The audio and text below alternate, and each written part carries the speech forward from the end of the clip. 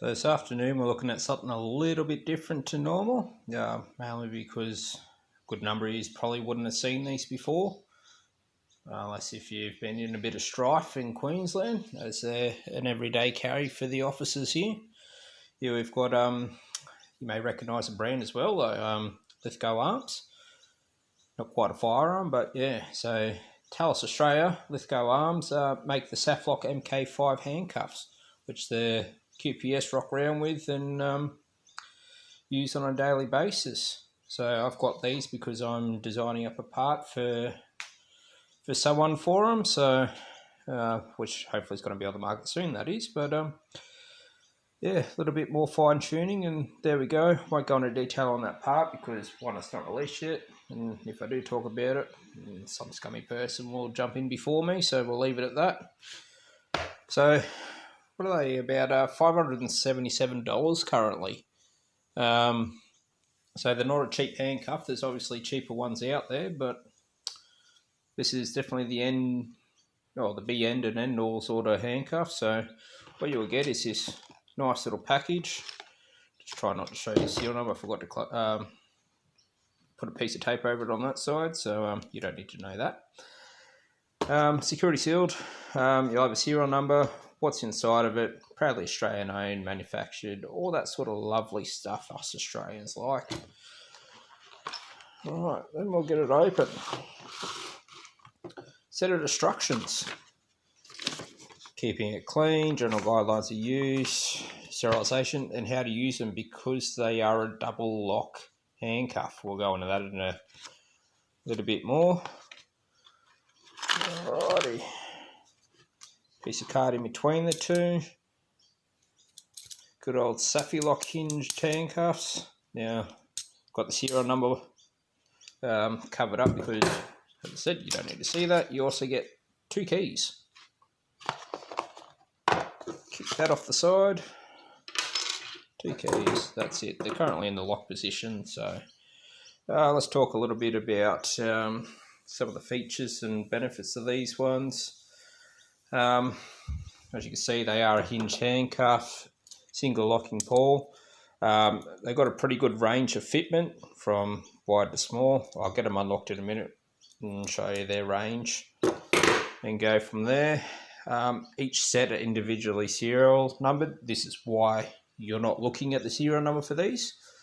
They're a one-piece cast. What are they? 416 stainless steel they're made out of. Heat-treated multi-pin internal locking mechanism as well. I mean, one of the benefits of this hinge here is, I know stupidly enough, I've actually locked myself in these with nobody to let me out. It was not easy to get that key in there and let myself back out, let alone trying to pick the bastard. So basically, once you unlock them, I'll go through the locking mechanism in a moment because basically you unlock them, pull the key out, and then you just rotate these knurlings for it all. Yeah, what are they? 450 odd grams, I believe. And yeah, so we'll get into it a bit more, eh? So as mentioned about the locking mechanism, you've got 2 on here. It's a single key, so once we get that one in there. So as you can see, she's not operating at the moment. There we go, because they're brand new. So not operating. You got a half click here, which means they ratchet. And a full lock here, which means you can actually remove the key now and they're just free. So free to do whatever needs to be done. And then I'll try and do my best here. You'll see the set, and then you've got an arrow pointing around, going up around this way. You don't need the key in to lock them. So as you can see, nice and free. First click, half turn. Ratchet. Then we'll go one more click after, let's say we'll have it sitting there. You know, it's a bit of play, so if they didn't do the second locking, the offender can actually close them on harder and cause a lot of dramas and whinge, bitch, moan. Shouldn't be in the wrong in there anyway. One more click. Now they're locked. They don't actually move. Then obviously you're going to need the key, because they're a relatively new set. Everything's a little bit stiff. Full 180, you can pull the key back out and she's all loose again.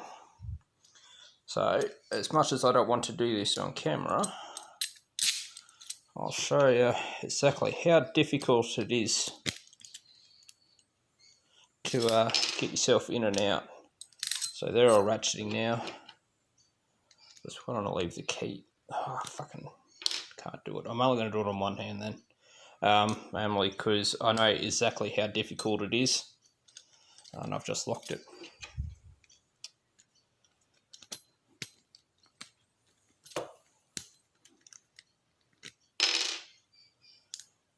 Half ratchet. Full lock, so I can't close it on my wrist anymore.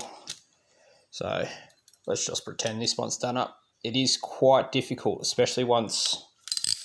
Ah, shit, now I've done it. To get your finger up in there. So this might be a little bit awkward to see on camera, because I've just gone and done the dumbest thing ever again. And it's not easy to come by these keys either. So you just can't buy them off the shelf like you can with your Smith & Wessons and your TCH ones. You actually need... Oh, I'm going to have to lock it first. You're going to need, you know, to supply some documentation to be able to get the key, let alone get the cuffs. So, but yeah, that's pretty well them in a nutshell. So, bit of illustration on it. Basically goes in what I said about how the locking mechanism is.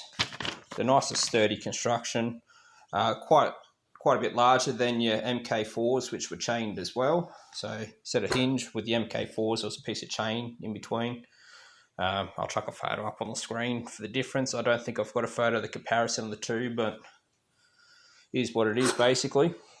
So there you go. It's sort of a bit of a first-hand look at the cuffs without actually being in them, or annoying a copper and letting him, or him letting you have a bit of a gander at them. But yeah, these are available for, you know, obviously licensed people.